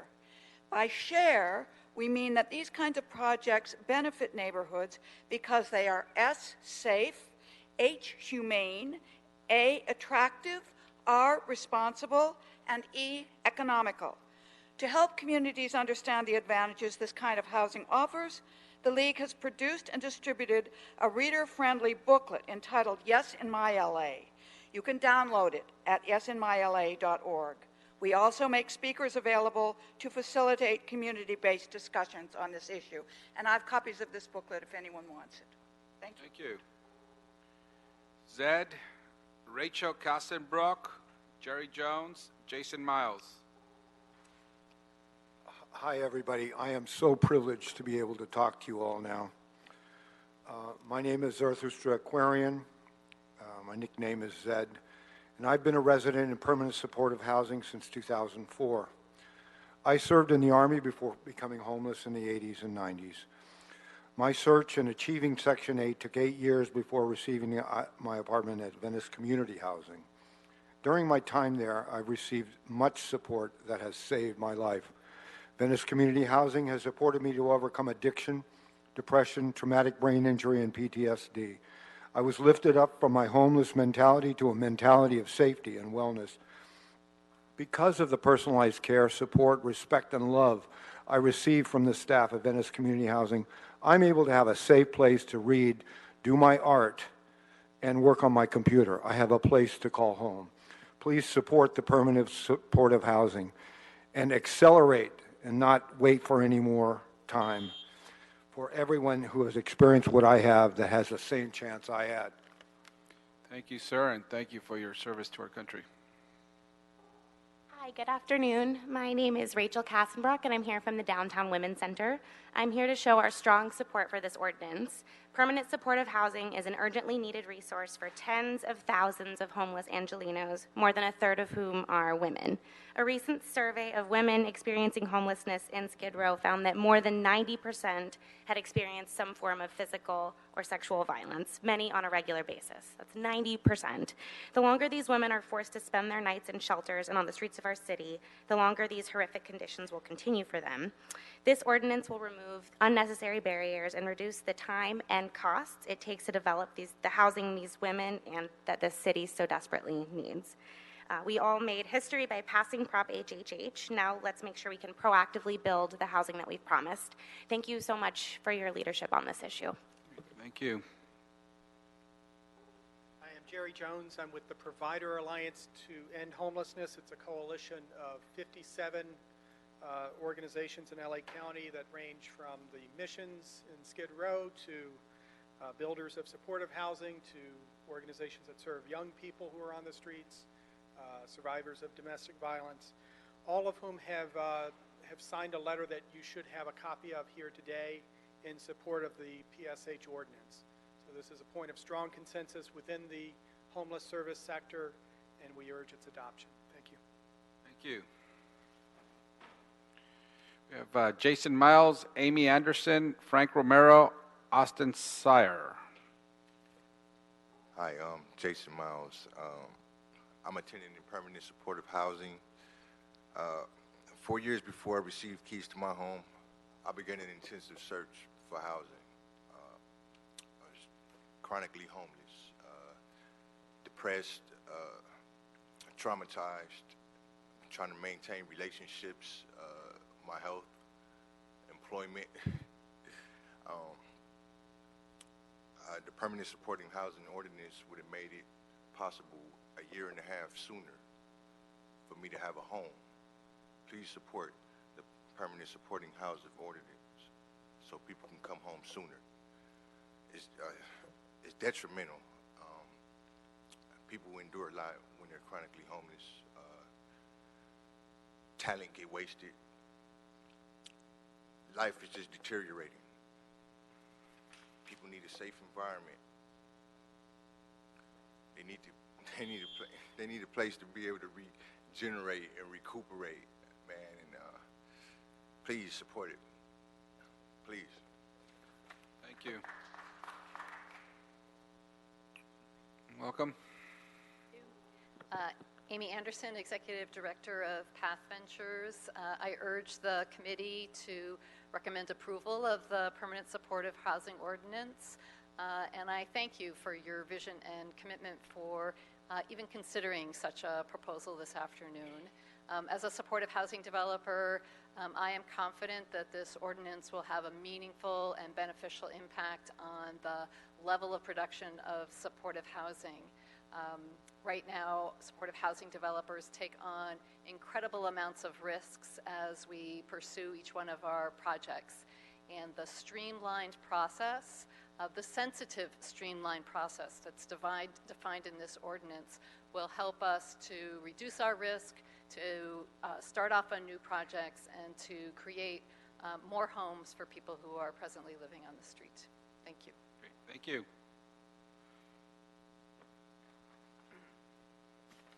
Hello, my name is Austin Sear, and I had prepared a handful of wonky points to deliver to you all today that have already been spoken very eloquently by my allies and fellow like-minded housers before me. So instead of that, I will just say that I know that you all want to do the right thing in this one, and I presume that you will. And moving forward, know that there is a new wave of momentum that is approaching Los Angeles, of people like myself who don't look at parking spaces as a positive thing. We want to see reduced parking because a parking space is somewhere where you could put a home. I love that this reduces the parking minimums, and I hope we can one day get to a day of parking maximums. I love using different alternative forms of transportation. I love infill projects. I don't mind apartments. A new wave of momentum is coming, and you guys are going to have the support you need to do the right thing. Thank you so much. Thank you. Frank Romero, Valerie Acevedo, Ren Ross.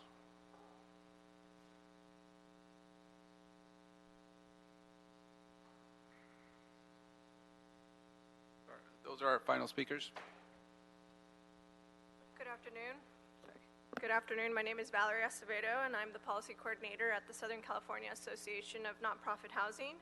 SCAMP represents over 250 affordable housing developers in the region, and we're here today to say that we strongly support the permanent supportive housing ordinance. The ordinance will help meet the goals of the voters who voted for Proposition HHH. It'll expedite developments currently in development, and it will save taxpayers millions of dollars. Therefore, we respectfully ask for your support to approve this ordinance. Thank you. Thank you. Good afternoon. My name is Ren Ross. I am also an Army veteran, 9 years, just got out 2015. Currently, I'm a project manager at New Directions for Veterans, in which we are implementing these new policies and things in order to get more units for our homeless veteran population. I'm here in support of this ordinance. Not only have I understood the struggle of coming back from war and having to transition to the society, but I also understand that there's a lot of help now for soldiers from my generation. And I am here on behalf of the soldiers that were forgotten during Vietnam and after, and we owe it to them as a community to push this ordinance so that we can have more affordable housing for our homeless veterans, because they served us valiantly, and we owe them our service and our gratitude. And most of all, you know, I've seen the hindrances of some of the red tape. We just closed a deal on January 23rd for Sun Valley Senior Homes, bringing over 88 more units to our veterans, utilizing some of these funding sources that we're talking about today. And so I just want to emphasize the importance of this ordinance and how much we need it in order to continue to close these deals, because when we're behind on these transactions, then we can't push closings as fast. Not being able to push closings as fast has a direct result in the number of permanent supportive housings that are available annually. Thank you, sir. Thank you very much.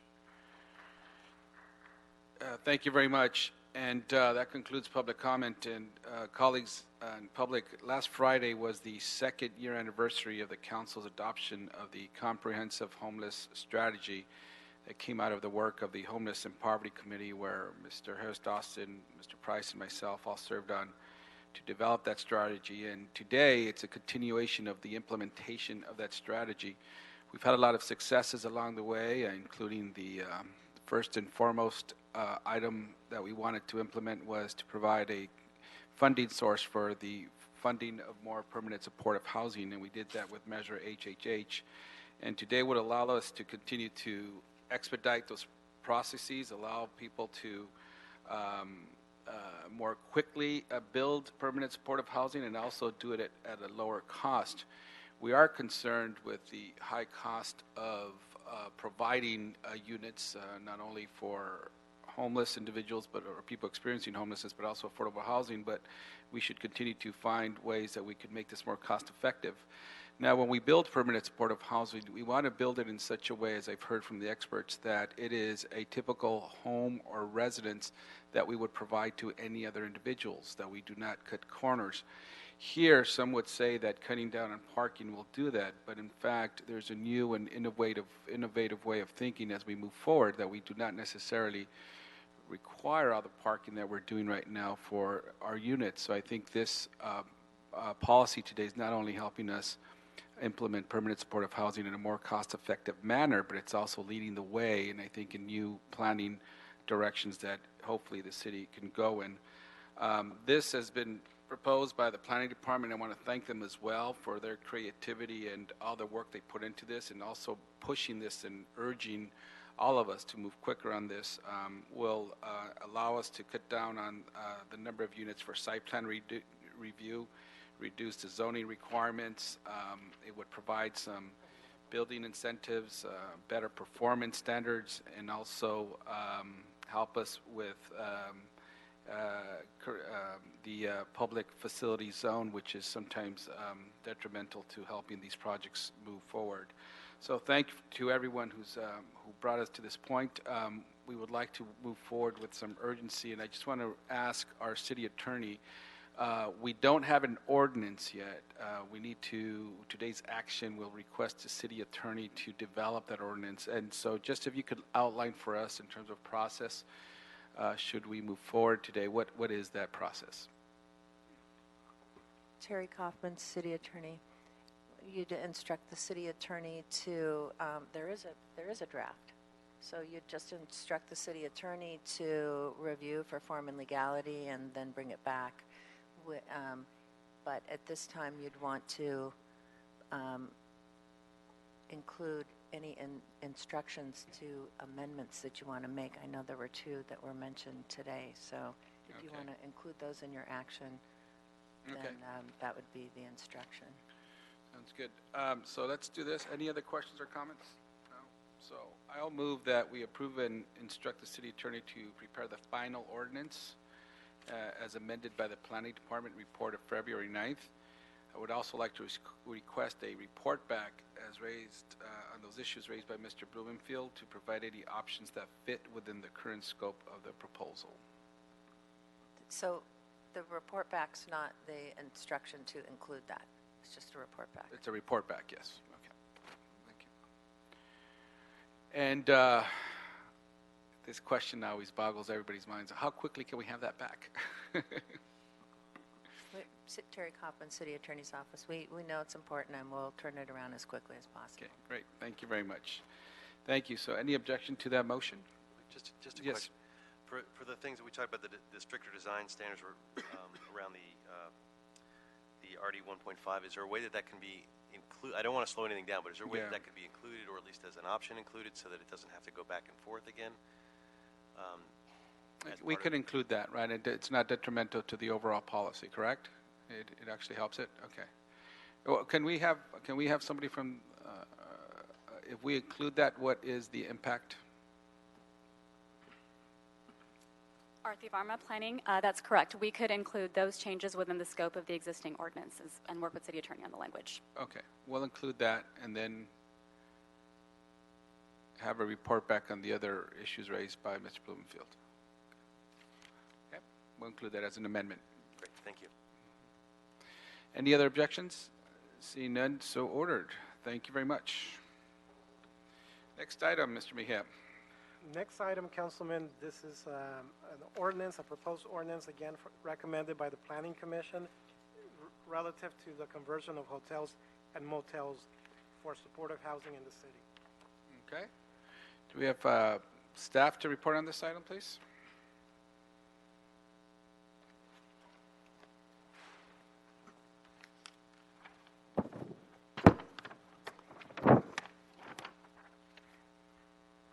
Arthi Varma, Planning Department. Again, we'll have Callie Hardy present on this Next proposed ordinance, again, in line with implementing our comprehensive homelessness strategy.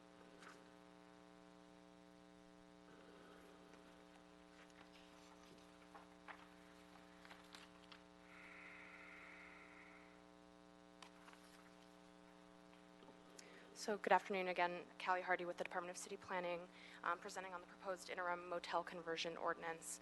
So this ordinance is responsive to Strategy 7C in the Comprehensive Homeless Strategy, which directed the department to facilitate the adaptive reuse of existing high-density structures, such as hotels and motels, to provide supportive housing and transitional housing.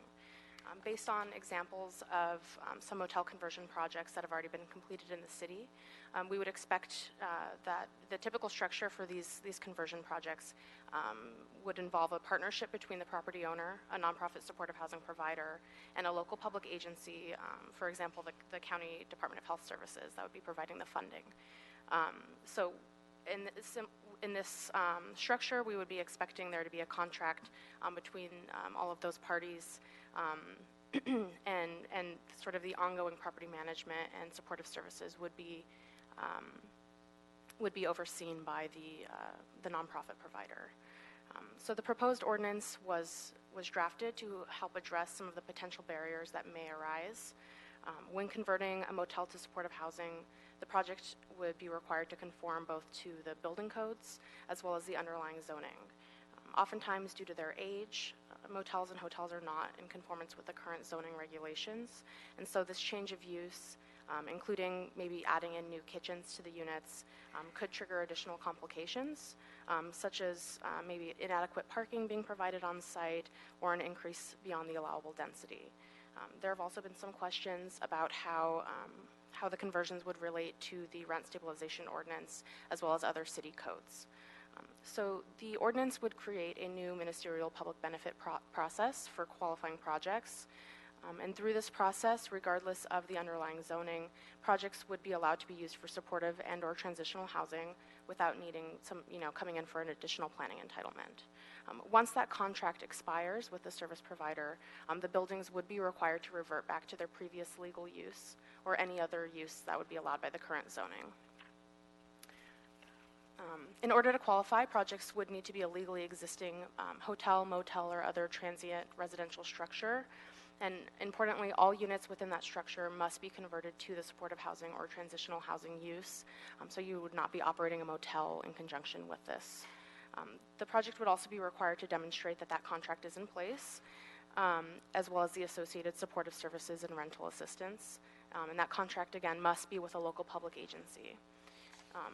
Again, in kind of recognizing how important supportive services are to these projects, there is also a requirement for projects to include dedicated case management space on site at a minimum ratio of one office for every 20 units or guest rooms.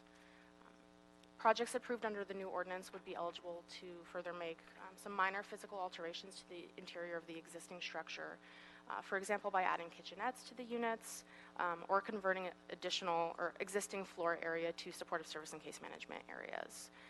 But these alterations cannot result in the creation of any additional floor area, any additional units, or expansion of the building footprint or height.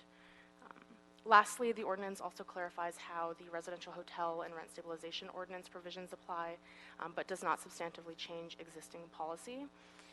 And then just to wrap up, so this ordinance was heard by the Homelessness and Poverty Committee last month, in January 17th, at which time the committee directed the Housing and Community Investment Department to provide a report back on some of the ways that we can ensure a more equitable distribution of these properties throughout the city. And with that, that's all I have today. Okay, thank you. Any questions or comments from committee members? Mr. Price? First of all, thanks for your work on this and the previous item. I think both of these things moving together demonstrate that we are serious and at least laying the groundwork, the proper groundwork. I know that a lot of work has been done on this motel conversion effort. Special thanks to the city attorney's office, as you can previously with us. She may want to come to the table.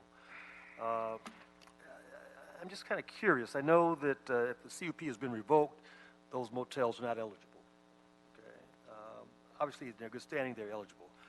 But if they've been subject to nuisance abatement, they could potentially still be eligible I understand, for conversion. And I understand the property is flagged and the nuisance abatement process is frozen until the social services contract expires. And I guess that could be 10, 15 years hence. So kind of walk me through that process. What happens when a motel is in a nuisance abatement status? How does that move forward? How is it eligible for conversion under this proposed ordinance? Arthi Varma with the Planning Department. So currently, if a motel is undergoing the nuisance abatement process, if the permit is actually revoked, at that point, it would not be considered an active motel. It would not be eligible. But until that time, as it's going through the revocation process, the nuisance abatement process, it is still eligible for the conversion process. At the time, if the revocation process is incomplete, that process would not be applicable to the conversion process. And when the interim motel goes back to being, when the motel goes back to being its original motel status, the revocation process could continue. Well, again, I don't want to, we don't want to cause a situation that makes things worse. As my colleagues pointed out, these properties are frequently in areas that are underserved, underdeveloped, and the last thing we want are these projects to contribute, to that sort of deplorable state. So the question is, how can we impose safety, conditions, lighting, security, et cetera, cameras, preventing folks from loitering out front? How do we control the external atmosphere of the location?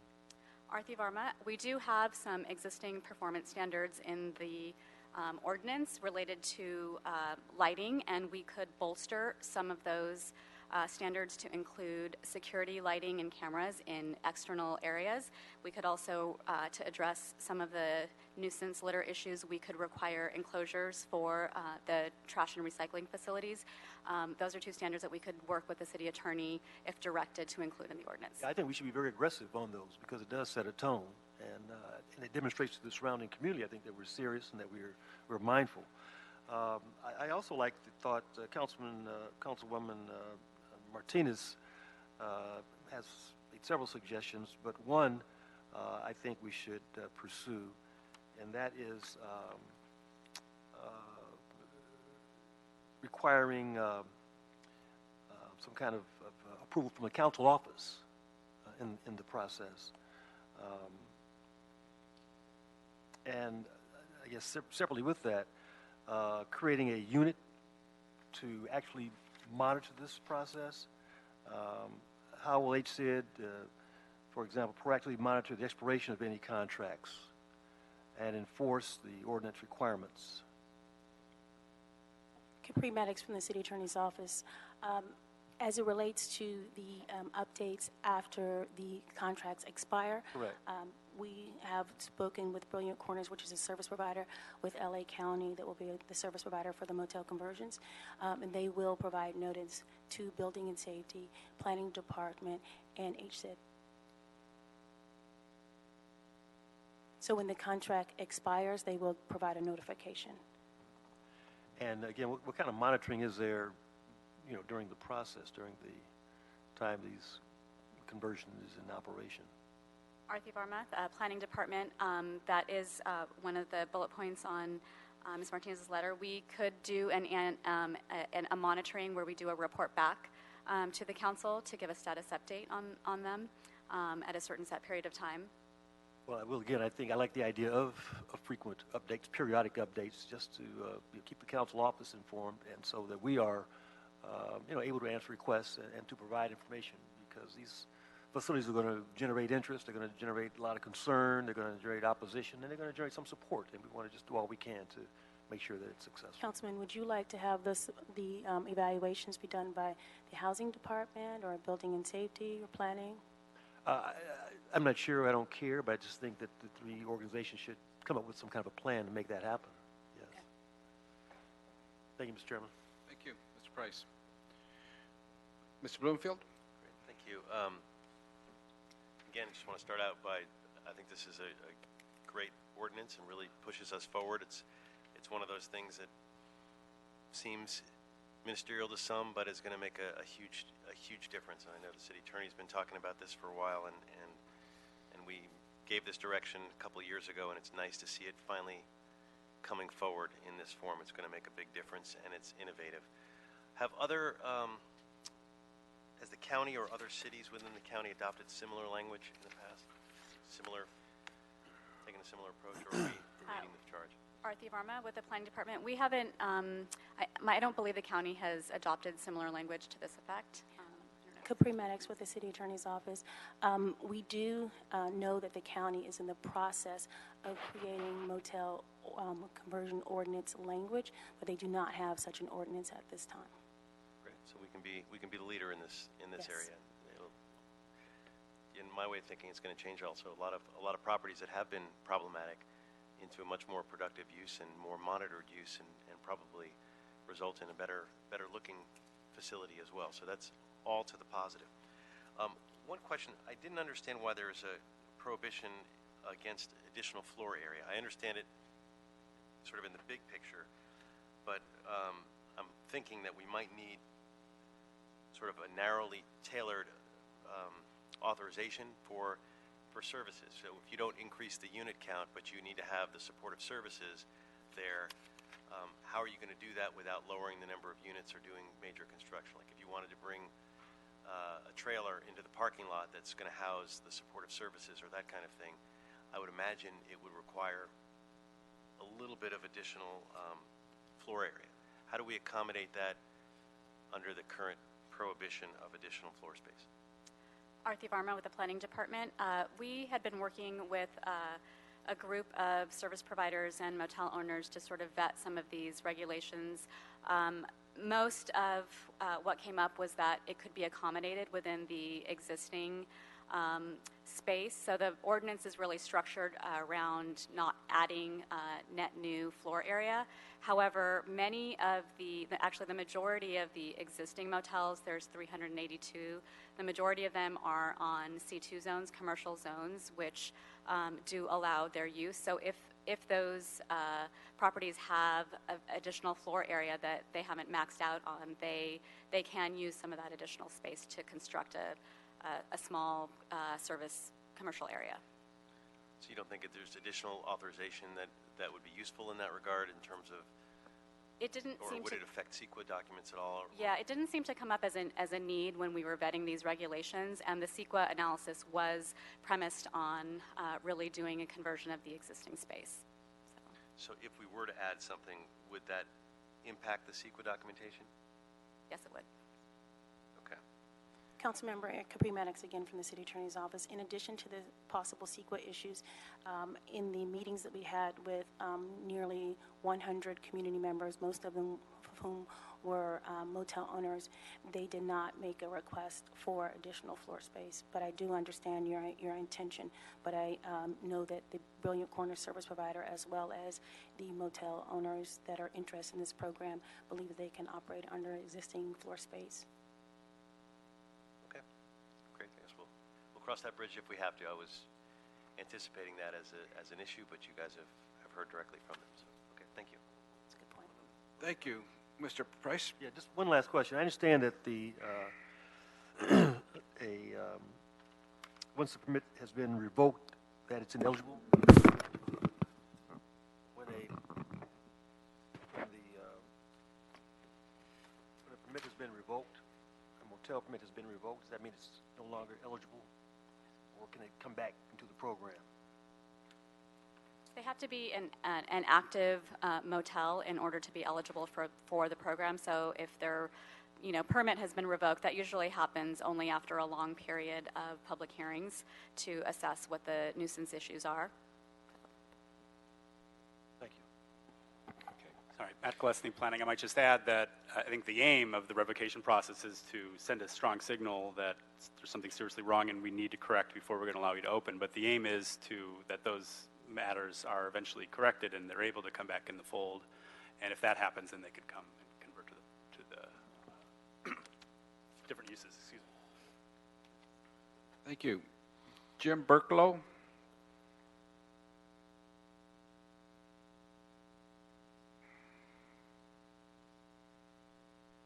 I'm Jim Burklow. I'm the Senior Associate Dean of Religious Life at USC. I'm on a commission of our deans appointed by our provost to work on ending homelessness in LA. I'm also on the board of Progressive Christians Uniting, and I'm a member of Mount Hollywood Congregational Church. And I mention all these connections just to say that I support this ordinance, and I think that not only do these ordinances matter a lot for assuring that the intention of Triple H is actually brought to fruition, I think it reflects the story of the Good Samaritan. Okay, the Samaritan actually took some personal risks to his reputation when he bandaged up the wounds of the man he found lying on the side of the road in Jesus' wonderful parable. But he took an extra step that risked his reputation, and that was to make sure that this man was taken care of after.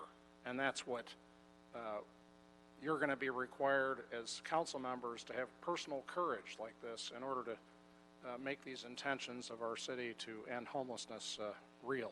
And you'll have the backs of, your backs will be had by faithful people and communities of faith all over the city if you exercise that personal courage as these issues come up. Thank you.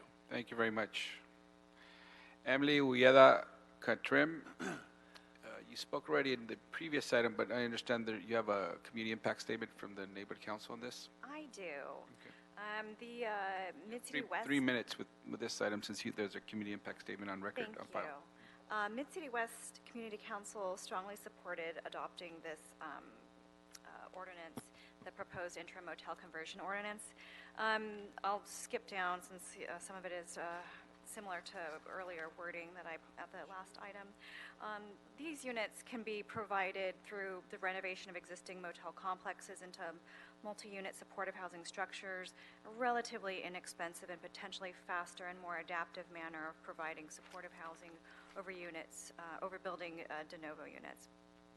The proposed ordinance takes a lot of care to make sure that changes made to motels would be in keeping with the surrounding land use and zoning of said properties. By permitting these changes on a temporary basis, the proposed ordinance smartly leaves open to future need the choice to maintain a property as supportive housing or revert it back to use as motel. Some members of Mid-City West Community Council, and for transparency, this includes myself, are also active in Midtown Los Angeles Homeless Coalition, and in this capacity, they've been working with Councilmember Paul Koretz in his office to try and renovate a motel for supportive housing in that district. The proposed interim motel conversion ordinance would make this project and all other current and future motel conversion projects much easier, less expensive to build, achieving the community council and the city's goals of combating homelessness. I urge your support on this. Thank you very much. Great, thank you very much. And thank you. And again, it's great to see another item from our comprehensive homeless strategy plan being implemented. This was strategy 7C, and urge at the city attorney that we move on this as well. So a lot of work has been put into this. Obviously, with our implementation of our strategic plan, we have some long-term planning, and we have to do more immediate, urgent matters now, and this is one of them. If we provide the upfront funding for improvements at the hotels, and then the landlord in turn gets some consistent revenue stream, and we provide the social services there, I think everybody could win that way when, in fact, whether they're nuisance or non-nuisance properties, we could put some of these buildings to better use and adaptively reuse them as well. So this is another item that we hope to move through expeditiously. And City Attorney, this will go parallel with the other item on permanent supportive housing expeditions. Terry Kaufman, Macias City Attorney's Office. So this is just slightly different. For any items that this committee wants to include that weren't before the City Planning Commission, which is different than what occurred with permanent supportive housing, then it's subject to Charter Section 558 and 559, which means it has to go back to CPC unless under Charter Section 559, the director exercises his delegated authority to act on behalf of CPC. And then depending on how that plays out, it could change the vote at council to 2/3. So it doesn't necessarily slow anything down, but it's just a little bit different process. But we have a draft ordinance here as well, right? And we just gonna That's ask correct, what- yeah. Mr. Price? Mr. Chairman, also, if we could add language seeking city attorney to report back on lighting, security, other safety precautions that we can take, that can be imposed Yeah. on these projects, I think would also be very, Yeah, and I very think the items that you raised, Mr. Price, along with the items raised by Ms. Martinez in her notes, if those could be report backs so as to continue the full ordinance moving forward, and then get those back, and if we have to make amendments later on, if we so choose, depending upon the report backs, we'll do it at that time. Is that okay? that's fine. Okay. One clarification, Terry Kaufman, City Attorney's Office, that the direction to report back on lighting and all those security issues would be to the planning department. If they need assistance from the city Yeah. attorney Correct. regarding legality, then we would weigh in on that. So the items raised by Mr. Price, along with the items raised by Ms. Martinez in her letter, if those could be report backs from the planning department. And yes. we intend to move this forward unless there's something, when the final ordinance comes back, and I don't know if there'll be other council members with some real urgent matters to amend it, but we hope that we could move this forward, and then if there are already urgent pressing matters that we need to amend it with, that we come back later and amend the ordinance, but we want to get this started. That's the intent. Okay. Anything else? Okay, so that will be the order, which is to move this item and direct the city attorney to prepare the final ordinance and come back to Plum and have those report backs as suggested. Thank you, Councilman. Thank you very much. Thank you. So ordered. Thank you. Any other items on the agenda, Mr. Mejia? No, sir, that concludes the agenda. Including public comment. General public comment. We have no general public comment. That concludes this meeting. Meeting adjourned. Thank you.